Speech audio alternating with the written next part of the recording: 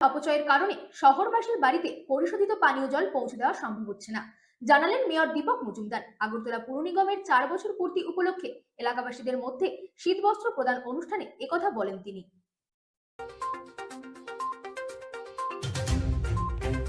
শহরবাসী কারণে অকারণে জল অপচয় করে, তাই সকল বাড়িতে পরিশোধিত পানীয় জল পৌঁছে দেওয়া সম্ভব হচ্ছে না। মঙ্গলবার আগরতলা পুর নিগমের 4 বছর পূর্তি উপলক্ষে নিগমের 4 নম্বর ওয়ার্ড কর্পোরেটর সুপর্ণা দেবনাথের উদ্যোগে এলাকাবাসীদের মধ্যে শীতবস্ত্র প্রদান অনুষ্ঠানে একথা বলেন মেয়র দীপক মজুমদার। এদিনের এই অনুষ্ঠানে মেয়র ছাড়াও উপস্থিত ছিলেন বরজলা বিধানসভা কেন্দ্রের প্রাক্তন বিধায়ক দিলীপ দাস সহ অন্যান্যরা। প্রসঙ্গত, প্রতিটি ওয়ার্ডে 4 বছর পূর্তি উপলক্ষে বিভিন্ন সামাজিক কর্মসূচি পালিত হচ্ছে, তারই অঙ্গ হিসেবে এদিনের এই অনুষ্ঠান। এদিন প্রায় শতাধিক নাগরিকের হাতে শীতবস্ত্র প্রদান করেন অতিথিরা। Bureau report, রাতদিন news network.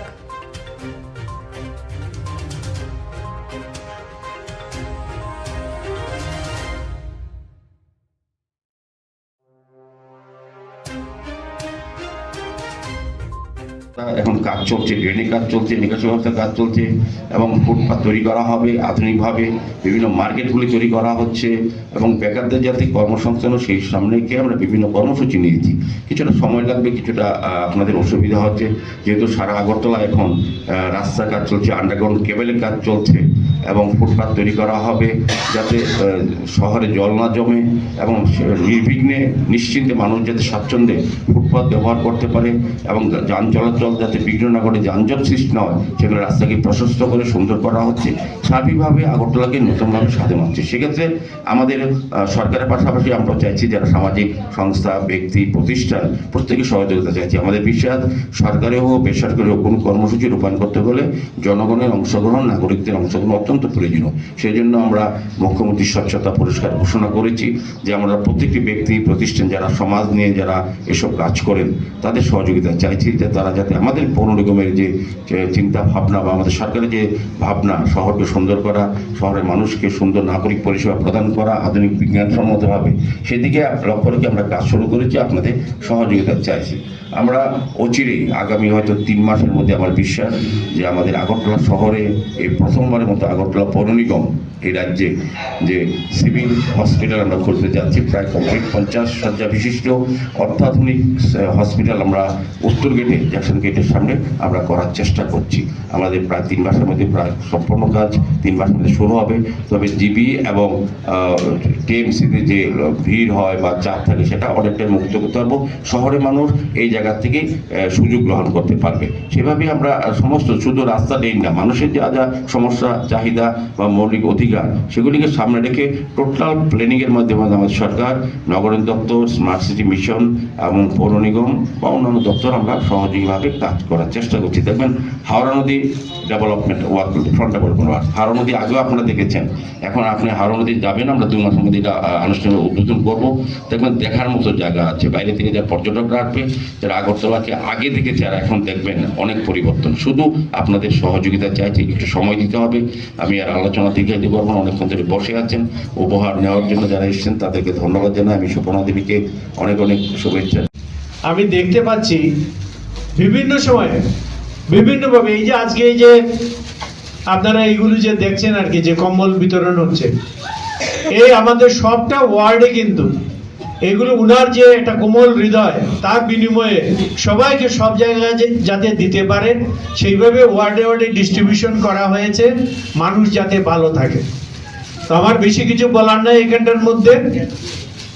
আমি যাবার কিন্তু একটা জিনিস, অনেক চারদিকে অনেক অনেক কথা হয়, আপনাদের একটু ধৈর্য ধরে বুঝতে হবে। হ্যাঁ, ঠিকই আছে, এই যে আমাদের ড্রেনের উপরে কোটি কোটি টাকা খরচা করে স্ল্যাব দিয়ে যে হাঁটার রাস্তা যে তৈরি করা হয়েছে, এটা শুধু কাভার ড্রেন বানাবার জন্য নয়, এই কাভার ড্রেনের মধ্যে দিয়ে এটার যে উপরে আছে এমনভাবে করা হয়েছে যাতে এটাকে আমরা ফুটপাথ হিসাবে আমরা ব্যবহার করতে পারি। কিন্তু নাগরিক সচেতনতা বলে একটা কথা আছে, আমরা দেখতে পাই এই কাভার ড্রেনের ভিতর দিকে যাদের দোকান আছে তারাও, তাদের একটা দোকান আছে, কিন্তু তারপরেও দেখেছি আমরা তারা তাদের দোকানের সামগ্রী এই ড্রেনের উপরে কিন্তু ঝুলিয়ে রাখে। এক তো যারা ফুটপাতে বসে এখন তো ফুটপাত তো এটা নয়, এটা ফুটপাত মানে কি, যে পায়ে হাঁটার রাস্তা সেটাকেই ফুটপাত বলে। তো আমরা যদি ফুটপাতকে যদি আমরা শপিং মল বানাই, তাহলে ফুটপাত দিয়ে যাদের হাঁটার কথা তারা কোথায় যাবে? আমার খুব ভালো লাগে, আমার বাড়ির সামনে একটা স্কুল আছে, ক্ষুদিরাম বসু স্কুল। ওই স্কুল থেকে বেরোতে গিয়ে ছাত্রগুলিকে উল্টো দিকে রাস্তা ক্রস করতে লাগলো। এটা অত্যন্ত বিজি রাস্তা। আমার বাড়ির সামনে দিয়ে এখন ড্রেনের উপর দিয়ে হাঁটার রাস্তা হয়েছে, এই রাস্তা দিয়েও তারা কিন্তু যাতায়াত করতে পারে। তাহলে আমাদের এখানে যারা আছেন, এই কাজ শুধু মেয়র গিয়ে রাস্তায় গিয়ে দাঁড়িয়ে সব কাজ করে দেবে এইভাবে কিন্তু সম্ভব হবে না। সব দায়িত্ব ওনার উপরে আমরা ছেড়ে দিতে পারি না। সুতরাং সেই হিসেবে আমরা যে নাগরিক সমাজ আছে, আমরা যারা এখানকার বাসিন্দা আছি, আপনারা যারা দোকানদার আছেন, আপনারা এই সচেতনতা বোধটা নিজেরা জাগিয়ে তুলুন। আজকে এসে গাড়ি এসে আপনার দোকানের সামনে থেকে সব তুলে নিয়ে যাবে, তারপরে এখানে একটা হুজ্জতি হবে। আর রাজনৈতিক দল যারা আছে মায়া কান্না কাঁদবে, এসে বলবে এদের বিকল্প অন্য সংস্থার করেন।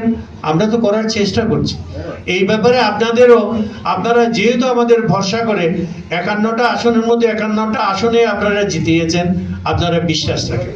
এবং যদি এই শহরটাকে এবং বাইরে থেকে যারা আসবে, কারণ ট্যুরিজম আমাদের কাছে কিন্তু এখন সব থেকে বড় ইনকামের রাস্তা।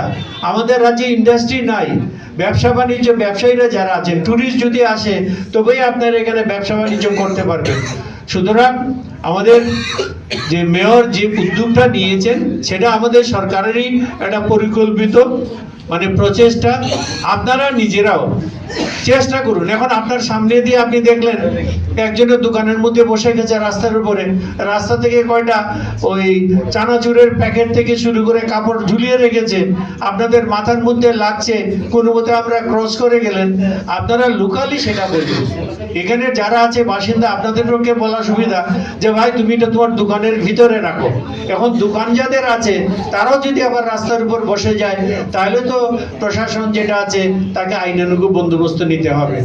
কথাটা শুনতে খারাপ লাগতেছে, কিন্তু প্রশাসনের উপরে এই অসন্তুষ্ট হওয়ার যে কাজটা, সেটা ছেড়ে দেবেন না।